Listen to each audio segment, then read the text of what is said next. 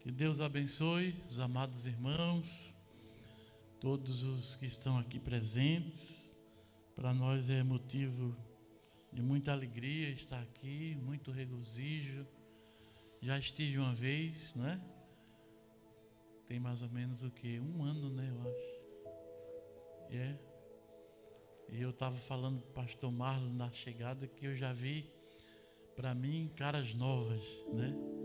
E isso é tão bom.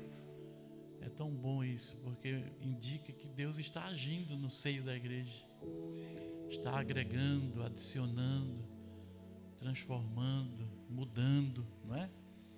Pessoas são preciosas. Pessoas é a obra-prima de Deus, né? Deus trabalha com pessoas, Deus visa as pessoas. Deus move céus e terra para que as pessoas sejam alcançadas. Deus faz isso. Nós somos assim tão importantes aos olhos de Deus, independente de quem sejamos, independente do que possuamos, independente do que nós temos aqui no mundo.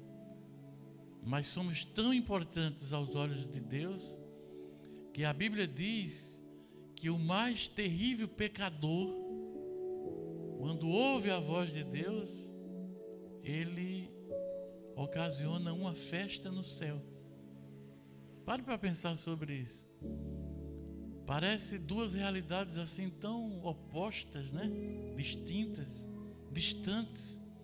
O céu é tudo de maravilhoso, transcendente, extraordinário que existe. Tanto que a gente sabe pouco sobre o céu, pouquíssimo, né? E o pecador mais terrível é a coisa mais abominável que há. Porque a imagem e semelhança de Deus que se perdeu e se aprofundou terrivelmente. Mas esse pecador, a Bíblia diz, Jesus diz, pode provocar uma festa no céu. Foi Jesus quem falou isso. Disse: assim haverá festa no céu entre os anjos do meu Pai por um pecador que se arrepende. E aí quando a gente vem no lugar e depois de um tempo, mais de ano, volta e vê visualmente assim as coisas diferentes, significa que aquele lugar, que aquele povo entendeu o propósito de Deus, que são vidas. O propósito de Deus nunca foi matéria. O propósito de Deus nunca foi fazer poupança de dinheiro nos bancos. O propósito de Deus nunca foi e nunca será relacionado a grandes construções e edifícios materiais. O propósito de Deus sempre foi pessoas. Por pessoas Deus move céu e terra. Por pessoas Deus faz o impossível para todos nós. Imagina, por pessoas Deus até deu o seu único filho para morrer numa cruz. Imagine isso. Por pessoas, o mais precioso do céu foi dado gratuitamente para o pior da terra, que é o homem perdido, distante do seu Criador. Que bênção! Me alegrei tanto de ver projeto social que quando eu cheguei aqui a primeira vez não tinha. Me alegrei tanto no Senhor em ver rostos novos aqui congregando, envolvidos, as pessoas estão envolvidas aqui, não é? Com o trabalho do Senhor. Estou muito feliz nessa manhã. Meu espírito está muito leve, meu coração está muito quebrantado. Eu sei que essa igreja está vivendo uma nova etapa, um novo ciclo se iniciou nessa igreja. E todos que estão aqui estão envolvidos, estão absorvidos por esse novo de Deus, não é? Estão falando aí no mundo o novo normal.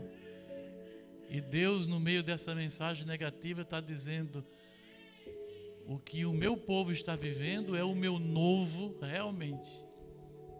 Tem nada de novo normal, antigo normal. O que Deus está fazendo são coisas novas na terra. E essa igreja está nesse espírito e debaixo dessa unção. Amém? Eu vou ministrar uma palavra, tenho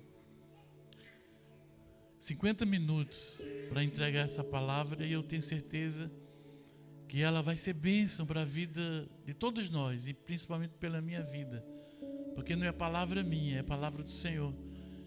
E a palavra do Senhor, o primeiro que abençoa é o mensageiro dela, não é? Por que eu digo isso? Porque Deus colocou no meu coração uma palavra que aparentemente não é uma palavra para domingo de manhã, não é?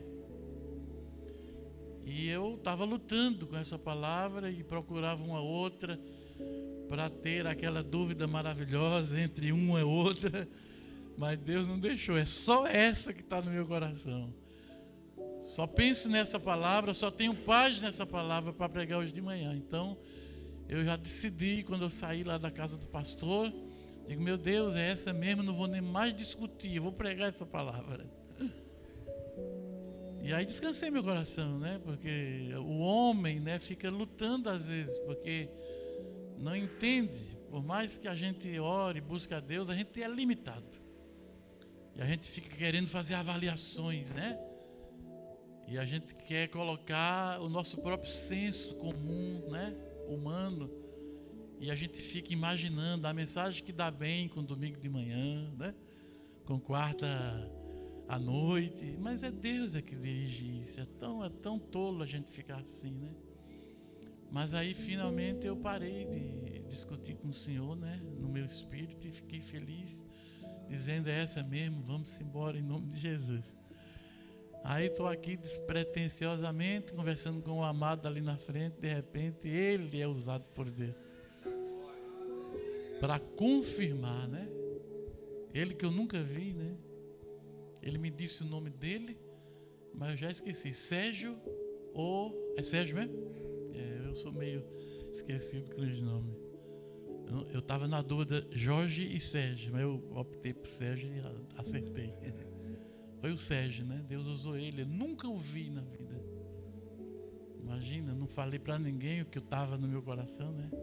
E ainda ter uma pessoa que eu nunca vi, e Deus usou. E aí que eu fiquei feliz aqui. Por isso que eu já cheguei meio quebrantado aqui. Então, como o pastor já disse, né? Não por nossa causa, mas por causa da direção de Deus para a palavra hoje. Então fique bem atento, tente pegar cada detalhe, tente aplicar no seu coração. Faça uma oração aí no seu lugar, onde você está, dizendo: Deus, me ajuda a entender. Não deixe eu ficar de fora dessa bênção que a palavra vai trazer para o meu coração. Peça ao Senhor, porque às vezes, irmãos, a palavra, ela é de Deus, é a vontade do Senhor, mas ela não consegue penetrar, porque existem resistências dentro de nós, não é? Coisas que o inimigo pôs na vida da gente, né? Ontem, a semana passada, às vezes na nossa infância, a vida que tivemos, e aí o inimigo vai semeando tanta coisa, e a gente chega diante do Senhor pela primeira vez, se converte, mas não significa que estamos prontos. A vida cristã é um trabalhar contínuo de Deus, porque é muita coisa armazenada, às vezes de muitos anos, coisas que estão arraigadas, encruadas ali, né? E é um processo. Eu costumo dizer que nós somos uma obra inacabada de Deus,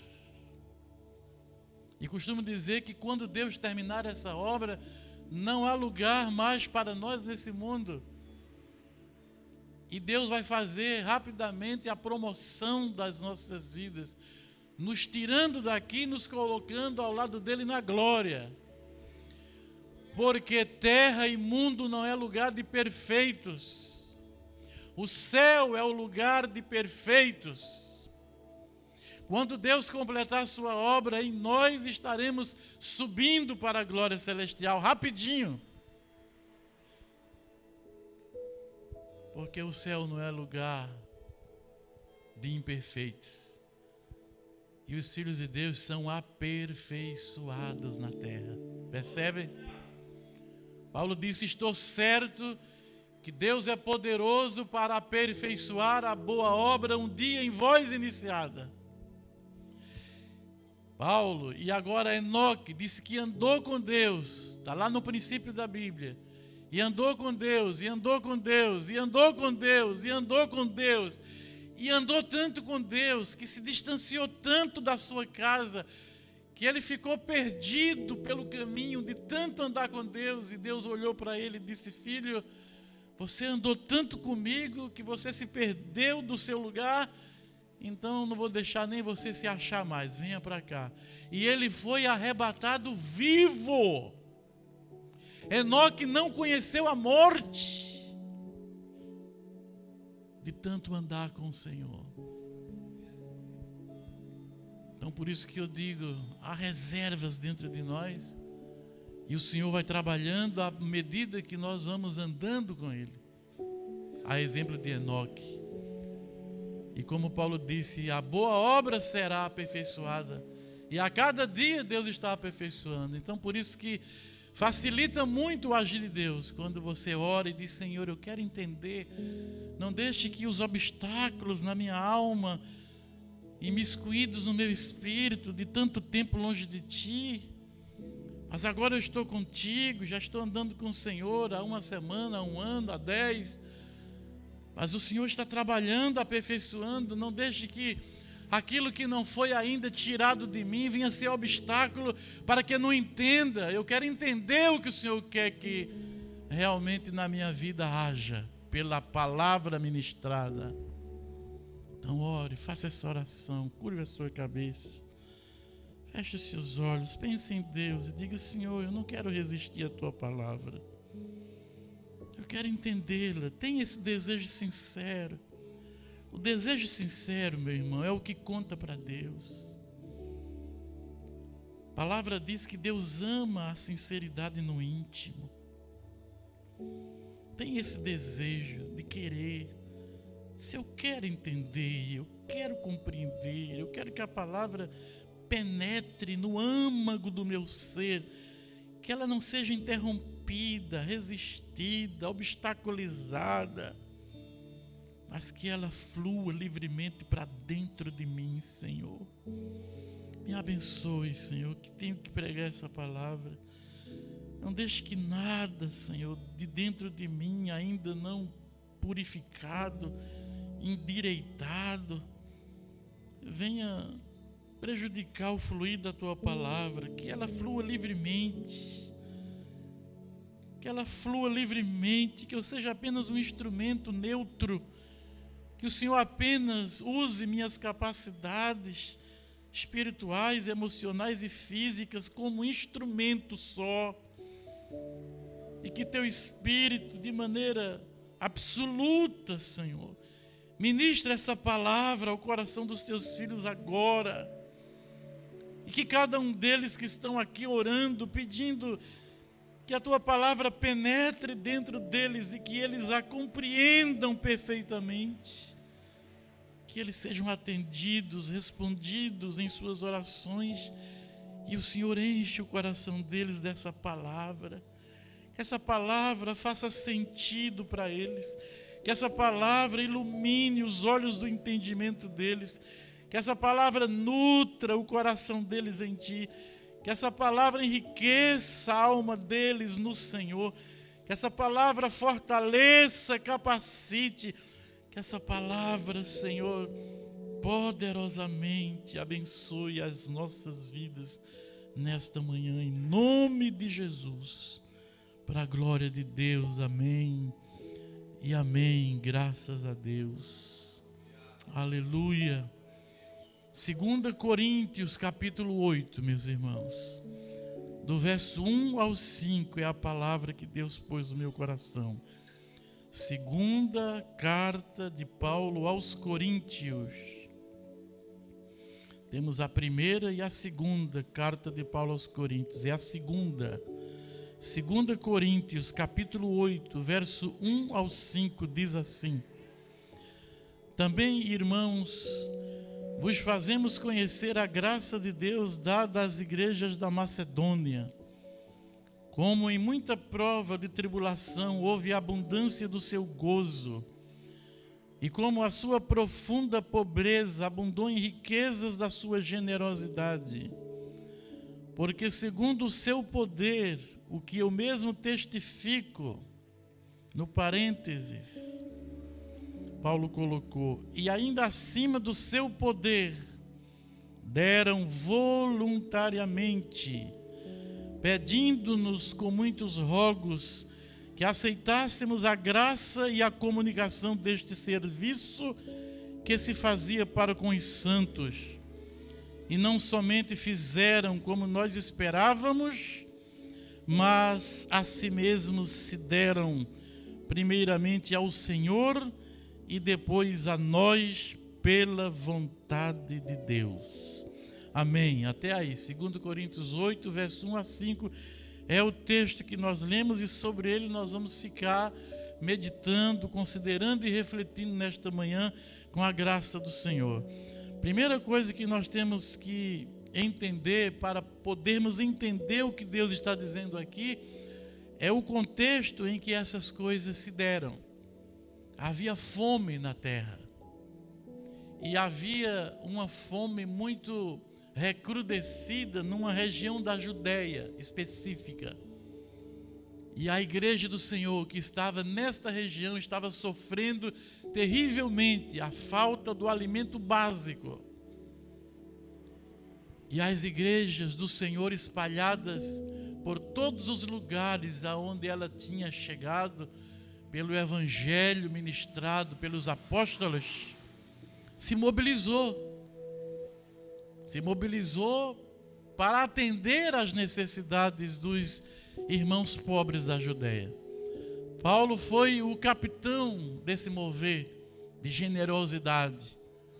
Ele foi usado pelo Espírito Santo. Usou ele a oportunidade que Deus lhe dera, por ser um apóstolo, por ser reconhecido, por ser respeitado e honrado pelas igrejas. Deus utilizou essa sua influência e pôs no coração dele esse mover de despertar as igrejas para a obra social, para o atendimento aos pobres, para o suprimento das necessidades. E Paulo começou a viajar por todos os lugares, despertando no coração do povo de Deus esse sentimento de amor ao próximo. Nos lugares que ele não podia ir, ele escrevia, ou ele mandava recados pelos mensageiros que ele tinha na sua equipe ministerial apostólica. De todas as formas, Paulo se esforçou e Paulo conscientizou as igrejas todas em diferentes lugares de que quando um irmão sofre, é necessário que a gente esteja ajudando esse irmão no seu sofrimento. É princípio da palavra de Deus. Paulo é muito forte nisso. Em uma de suas cartas ele diz que devemos ajudar os nossos irmãos a carregar os seus fardos. Quando vermos alguém com um fardo pesado, nos coloquemos de lado, é o desejo do Senhor, e ajudemos esse irmão a carregar o seu fardo. E Paulo disse: assim cumprireis a lei de Cristo. Não a lei mosaica, não a lei da antiga aliança, mas a lei de Cristo, a dispensação da graça, o tempo em que vivemos. A lei de Cristo em nossos corações implica em que não sejamos insensíveis às necessidades dos nossos semelhantes, que não podemos olhar as necessidades e passar de largo, como os religiosos fazem, que devemos ser este samaritano de coração aberto, dilatado pelo amor de Deus, que se importa, mesmo que não conheça, mesmo que a pessoa ou a situação não faça parte do seu dia a dia, não importa, a lei de Cristo nos induz, a lei de Cristo nos inclina, a lei de Cristo nos comove, a lei de Cristo nos constrange, a lei de Cristo nos projeta, a lei de Cristo nos envia, para que saibamos que, independente de qualquer circunstância, o sofrimento do meu semelhante tem a ver comigo e me diz respeito. Não façamos como naquela parábola de Jesus, como o sacerdote da lei, que andava pelo caminho e vendo um homem moribundo, espancado por ladrões e assaltado e deixado à beira da estrada, olhou e fez de conta que não era com ele e foi-se embora. Sacerdote da lei, religioso. Depois passou um levita, que é um mestre da lei, um estudioso aí da lei, da letra só que mata e não do espírito que vivifica. O tecnocrata da religião, burocrata da fé, passou também, olhou e disse: não tem nada a ver comigo, nem o conheço, deixa eu ir embora. E Jesus disse que naquele mesmo lugar passava depois um samaritano, um estranho à religião judaica. Alguém até desprezado pelo sacerdote e pelo levita judeu. E Jesus disse: passa esse samaritano. E olha e diz: tem a ver comigo, é meu semelhante. E vai ao seu encontro, se inclina sobre ele, pensa-lhe as feridas, diz o texto na tradução, usando um português bem arcaico, né? Pensa-lhe as feridas, deitando azeite e vinho. Faz uma atadura. A Bíblia não diz, mas provavelmente colocou água em seus lábios. Ele estava espancado, moribundo. Quem sabe passa a mão na cabeça, tenta reanimá-lo, o toma nos braços, coloca-o sobre a sua cavalgadura, diz o texto, leva-o até a uma estalagem, a um hotel de estrada.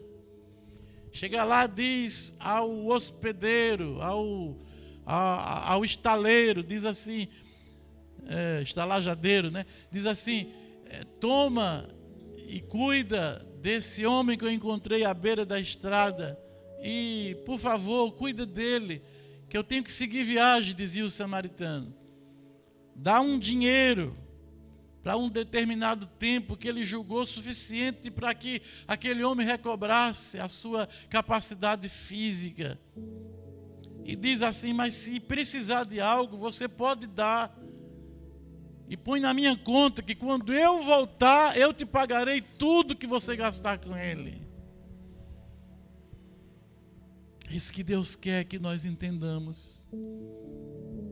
Que a generosidade em fé e motivada por amor faz com que a lei de Cristo seja cumprida e Deus seja glorificado nas nossas vidas. Paulo começou a despertar isso no contexto de 2 Coríntios 8. Despertar a igreja para esse serviço. Despertar a igreja para esse ministério de socorro e de misericórdia. Despertar a igreja para ser sal da terra e luz do mundo, no sentido prático, literal. Não apenas no sentido teórico, mas no sentido prático. Nós precisamos ser este sal que salga e essa luz que ilumina. Deus nos levantou como igreja para nós sermos esse tipo de gente estranha ao espírito que há nesse mundo, porque nós nascemos de cima, nós nascemos do alto, nós temos a eternidade de Deus em nossas vidas, por isso nós somos diferentes. Nós não praticamos obra social de maneira religiosa, de maneira social, no restrito significado dessa palavra. Nós não estamos envolvidos pelo espírito de filantropia deste mundo, não. Nós somos movidos pelo amor de Deus. Nós somos movidos pelo que é o eterno, pelo que é de cima, pelo que é do alto.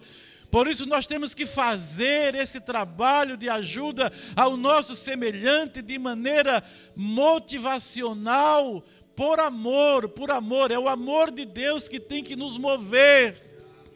E é o princípio da obediência de fé que deve fazer com que as coisas sejam operacionadas nas nossas vidas e a obra do Senhor seja materializada na vida do nosso próximo, do nosso irmão amado, que carece da nossa compaixão e do nosso amor divino que Deus derramou abundantemente em nossos corações pelo Espírito Santo que nos foi enviado, conforme Paulo disse aos Romanos capítulo 5, verso 5. Que a esperança que temos não nos confunde, não desvanece, jamais se acaba, porquanto o amor de Deus está derramado em nossos corações pelo Espírito Santo que nos foi enviado.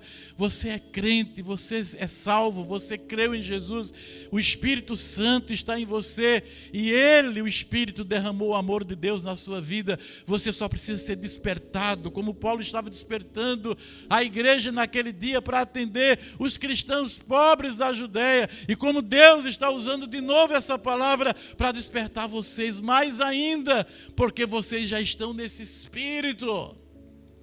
Continuem entendendo que é por amor e entendendo que é por obediência de fé e entendendo que devemos fazer isso de maneira espiritual, eminentemente espiritual e não filantrópica, porque, como eu já disse, nós não somos deste mundo. Nós somos do céu. E foi Jesus quem disse isso. Eu não sou do mundo e vós também não. O nosso reino não é deste mundo. Nossa morada é no céu, nossa casa é espiritual. Nós somos aqui apenas uns transeuntes, nós estamos em viagem. Como eu disse no começo da minha fala, quando estivermos prontos, a gente vai para a nossa morada eterna. Você entendeu essa palavra? Agora, o que nós precisamos entender aqui é que para nós sermos movidos por amor e misericórdia, e para nós obedecermos ao Senhor Jesus, cumprindo a lei de Cristo com a nossa prática de generosidade, nós não precisamos ter muitos recursos. Esse é o primeiro ponto que eu queria que você entendesse isso, porque isso tem limitado muita gente na igreja.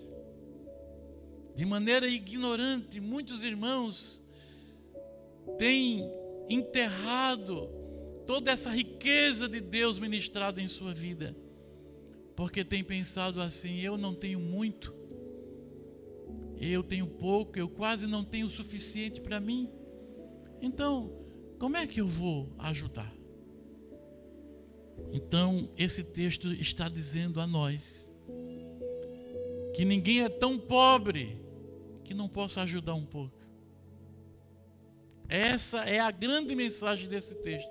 Eu poderia ficar só aqui e eu estaria comunicando talvez a mais eficiente mensagem desse texto, que é uma mensagem libertadora. Porque eu tenho mais de 40 anos pregando o Evangelho pelo mundo todo, até onde o Senhor tem me mandado. E eu tenho visto isso reiteradas vezes. Eu sei do que estou falando, pelo que a Bíblia diz e pelo que eu já vivenciei.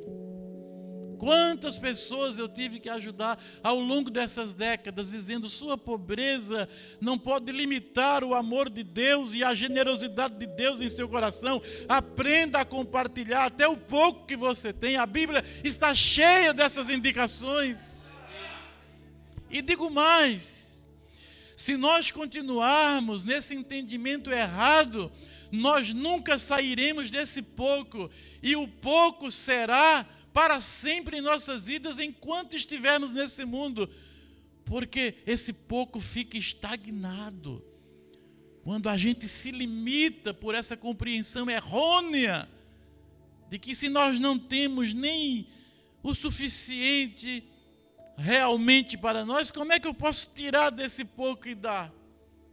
Porque esse tirar desse pouco e dar é, na verdade, o gatilho que você vai apertar para deflagrar a mudança da sua vida. A Bíblia está cheia, tanto o Velho como o Novo Testamento, de indicativos dizendo: o caminho é esse para você ter a sua vida transformada.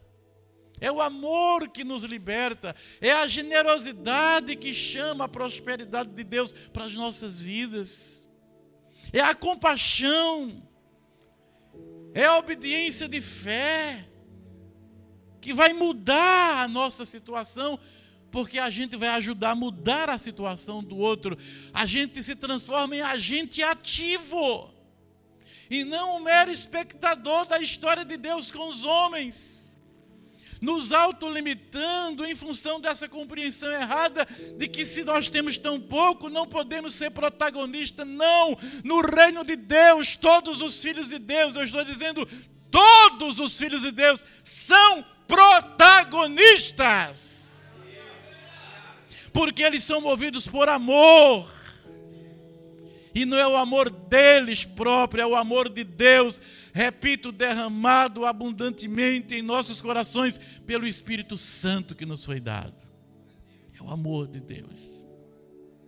E por que eu estou dizendo tudo isso?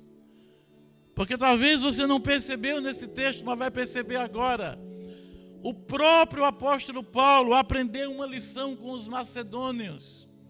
A igreja da Macedônia procurou a Paulo, percebendo que havia um mover no reino de Deus de pessoas investindo, contribuindo, ofertando para que a parte da igreja pobre lá na Judéia, que passavam fome literalmente, muitos irmãos, pudesse ser assistida. E as igrejas da Macedônia ouviram e estranharam aquilo. Disseram: mas que mover é esse que não chegou aqui? E os seus corações estavam compungidos. O amor de Deus estava derramado neles abundantemente. Irmãos, eu quero dizer uma palavra forte, porém é verdadeira. Às vezes essa compreensão errada não está apenas na igreja.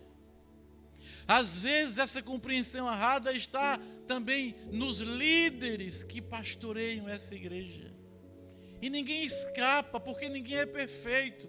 O que eu estou dizendo aqui, o que eu vou, pela graça de Deus, revelar a vocês acerca de uma falta de visão em Paulo, em determinada área da espiritualidade, só mostra e só confirma o que eu acabei de dizer: somos uma obra inacabada. Por mais que estejamos perto de Deus, por mais que estejamos amadurecidos, ainda há muitas coisas a serem descobertas e despertadas e reveladas e feitas por Deus em nossas vidas. Porque o lugar de perfeição não é a terra. E repito, no dia em que Deus aperfeiçoar totalmente a sua obra em nós, nesse dia, como Enoque, o Senhor dirá: sobe para cá. Paulo deixou simplesmente as igrejas da Macedônia de fora daquele serviço que se fazia aos santos da Judéia. Deixou. E deixou por compaixão, sem entendimento. É o tal do zelo sem entendimento que a Bíblia fala. Tantas pessoas têm um zelo sem entendimento, têm um cuidado sem sabedoria. Quantas pessoas e quantos líderes. Paulo simplesmente comunicou às outras igrejas que eram ricas, às outras igrejas que eram razoavelmente abastadas. E simplesmente Paulo deixou de lado as igrejas pobres da Judéia, porque Paulo sabia das dificuldades que aqueles irmãos macedônios passavam. De modo que os macedônios tiveram que ir a Paulo. Está aqui no texto. Talvez você leia e passou por cima, mas eu faço você lembrar agora e entender. Veja o que diz, em nome de Jesus. Versículo 4: pedindo-nos com muitos rogos que aceitássemos a graça e a comunicação deste serviço que se fazia para com os santos. Verso 5 significa que Paulo atendeu os rogos, as súplicas desses amados e entendeu que, por serem pobres, eles não poderiam ter sido deixados de fora. Paulo aprendeu, Paulo compreendeu que a pobreza não pode limitar a riqueza do amor generoso de Deus em nossos corações. Paulo atendeu os pedidos deles. Os macedônios fizeram uma comitiva. A igreja enviou esses amados irmãos até onde Paulo estava. Eles chegaram lá e disseram: Paulo, por favor, nos deixe participar desse serviço.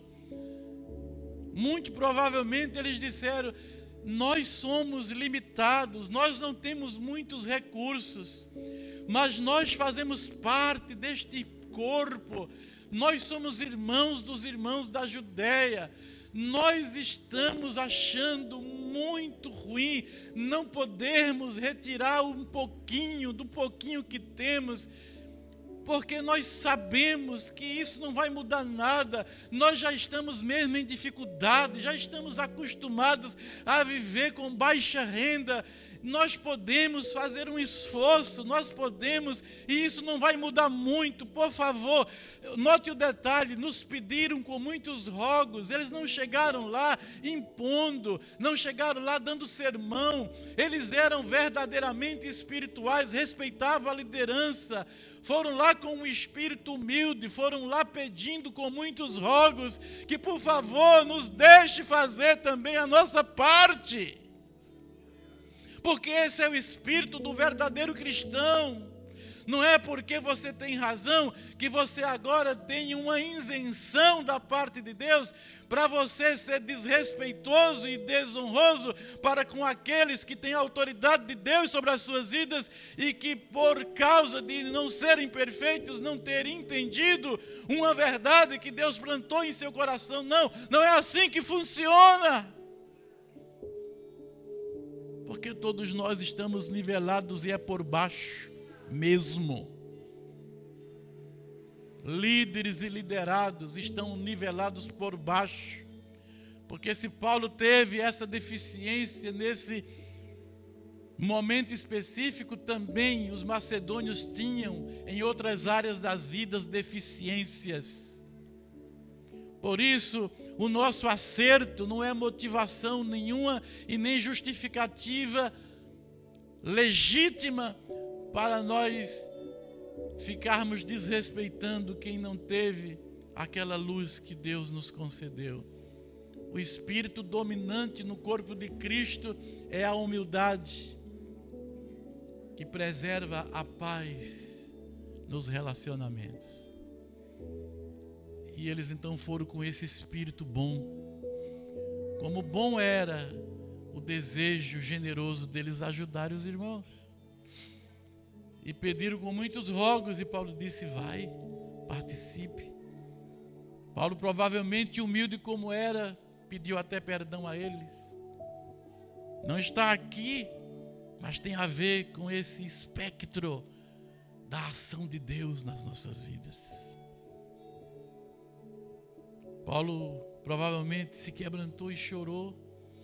Quem não se quebrantaria e choraria em ver por parte deste povo tão pobre uma riqueza de generosidade? Aliás, foi palavra de Paulo aqui. Em sua profunda pobreza, diz Paulo, eles superabundaram em graça de generosidade. Quem não se quebranta com uma atitude dessa? Paulo os abraçou, os beijou, pediu perdão a eles, provavelmente, pela falta, pela falha, pelo ato falho dele ter deixado os irmãos pobres de lado. Quem sabe ele justificou e disse: é porque vocês têm tão pouco. Foi um zelo sem entendimento, mas é compaixão da minha alma. Mas hoje eu aprendi com vocês, perdoa-me, que pobreza não pode limitar o amor de Deus dentro de nós. Aliás, essa maneira da nossa pobreza diminuir um pouco é um mecanismo que deflagra a misericórdia de Deus que nos abençoa. Se imaginar aquele encontro, que bênção extraordinária. A Macedônia era um lugar paupérrimo. No último censo de pesquisa do IBGE, eu li que no Brasil a parte mais miserável, estão abaixo da linha da pobreza, é um lugar lá perto da Bahia, entre Bahia e Minas Gerais, chamado Vale do Jequitinhonha. Pois bem, para aquele mundo cristão de então, a Macedônia estava como está o Vale do Jequitinhonha para o Brasil. Um lugar paupérrimo, de gente pobre e até mesmo miserável. Mas um lugar onde o Evangelho entrou. Um lugar onde a cultura do reino entrou. Elevando os irmãos daquela pobreza e dizendo a eles: o amor de Deus vos torna ricos.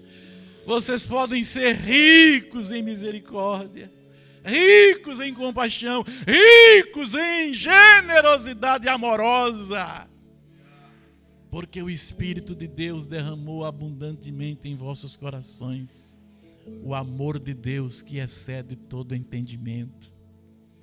O amor de Deus que cobre uma multidão de pecados. O amor libertador de Deus está em você. Por favor, aprenda nesta manhã que do jeito que você está, você pode ser instrumento de Deus para abençoar. Não fique medindo os seus recursos. Não fique fazendo contabilidade das suas condições financeiras. Quando o reino demandar, e o reino demanda quando você vê alguém mais necessitado do que você, você obedeça e cumpra a lei de Cristo em seu coração. E pegue o pouco que você tem e compartilhe. Porque essa vai ser a ação libertadora para você mesmo ser abençoado. Porque Deus não fica devendo nada a ninguém. E quando você cumpre a lei de Cristo, você provoca reações no céu. O coração de Deus se alegra, o Espírito Santo se regozija. Jesus olha para nós e sorri. Há um texto lindo em Isaías 53 que diz que Jesus, que sofreu tanto por nós, que padeceu tanto por nós, que foi moído pelas nossas transgressões, traspassado pelas nossas iniquidades, porque o castigo que nos trouxe a paz estava sobre ele, e eis que pelas suas pisaduras fomos curados, diz o texto de Isaías 53. Lá pelo final do texto há uma passagem linda, maravilhosa, aonde está dizendo que depois de tudo ter sido feito, a obra ter sido acabada, Jesus olharia para o resultado dos seus esforços e se alegraria no seu coração. Disse: ele verá o resultado do trabalho da sua alma e se alegrará. Quando Jesus viu os irmãos da Macedônia fazendo essa campanha, esse esforço monumental para não ficar de fora, e finalmente conseguiu, tenha certeza que o coração de Deus foi glorificado no céu, que o Espírito do Senhor se regozijou e a boca de Jesus se abriu em um sorriso de gratificação. Jesus olhou para eles e sorriu, porque viu que o trabalho de sua alma, o sofrimento de sua vida tinha produzido fruto e não tinha sido em vão. Que eu e você nessa manhã possamos nos apresentar diante de Deus dizendo: Senhor, eu não quero de maneira nenhuma tornar vã a tua graça derramada na minha vida. Paulo disse: eu fui chamado por último. 1 Coríntios 15, Paulo disse: Jesus apareceu para mim como um abortivo, como um fora de tempo. Apareceu para todo mundo, se revelou a todo mundo e por último se revelou a mim. Eu que nem digno sou de ser chamado apóstolo, porque persegui a igreja de Deus, mas graças a Deus, que a graça, o favor dele derramado não foi em vão para comigo, não foi. Não torne vã a graça de Deus derramada sobre a sua vida, com autolimitações, com compreensões erradas, com egoísmos, com durezas de coração, com espírito mesquinho. Não torne a graça de Deus em vão na sua vida, por favor.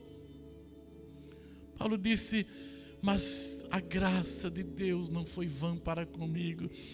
Eu aproveitei a oportunidade, eu me esforcei para recuperar o tempo perdido, eu me entreguei por inteiro, eu mergulhei na graça de Deus, eu não quis nem me casar. Eu disse: eu vou me casar com Jesus, porque eu cheguei muito tarde, mas eu não vou tornar essa graça em vão.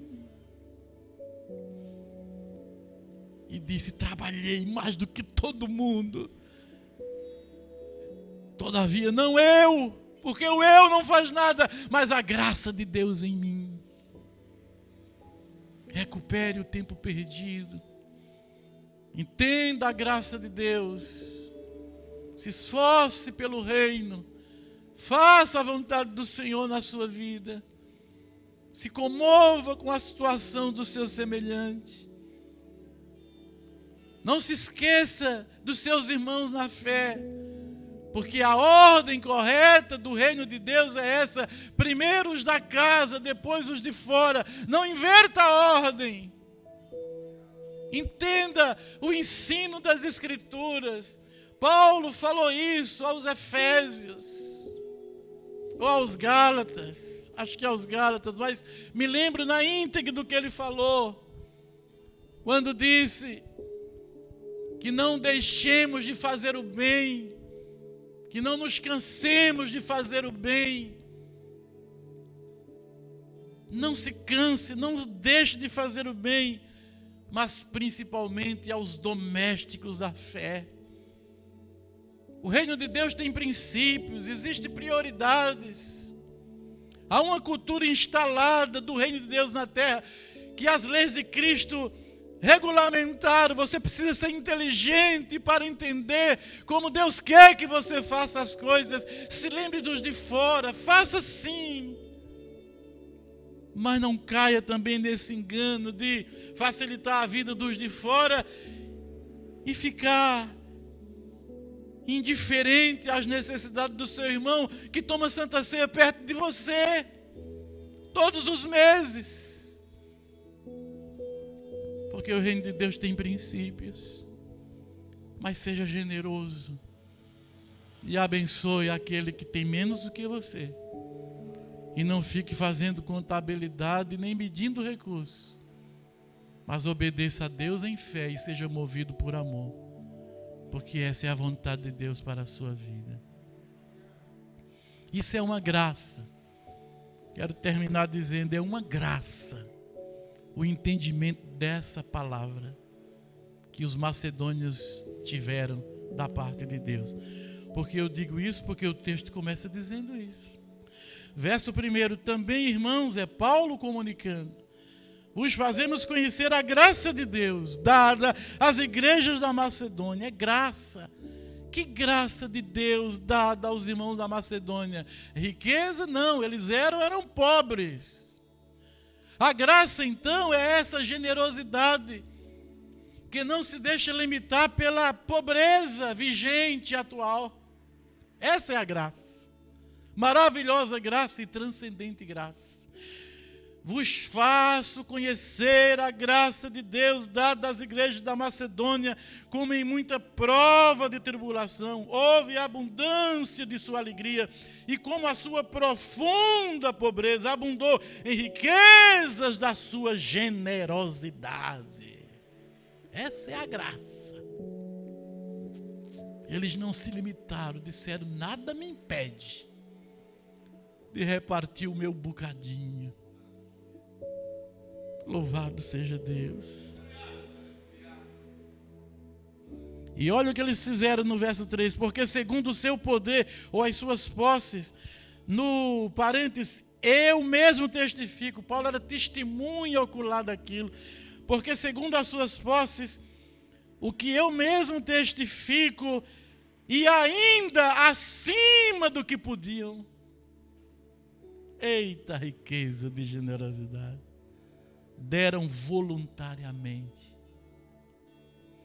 pedindo-nos com muitos rogos que aceitássemos a graça e a comunicação deste serviço, que se fazia para com os santos. E não somente fizeram como nós esperávamos, olha só, que vem agora, mas a si mesmos se deram. Eles não deram só o pouquinho que eles tinham, a parca porção que eles puderam separar da já tão mísera porção que eles possuíam.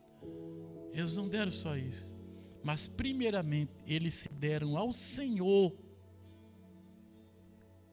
E olha o detalhe, e depois a nós, pela vontade de Deus. Você entendeu isso aqui? Isso quer dizer o seguinte: não adianta você dar nada para o seu semelhante aqui, se você já não deu primeiro ao Senhor.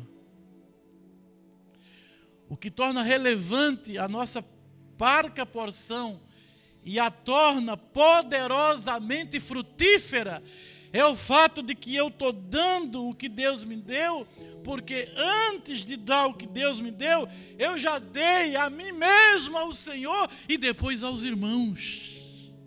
É a ordem, é o princípio. Aí quando chegar na ponta de lá, a tua oferta chega ungida, jungida, capacitada, fortalecida, sobrenatural, extraordinária, transcendental, poderosa, porque ela não vem carregada só com o valor monetário, ela vem com a unção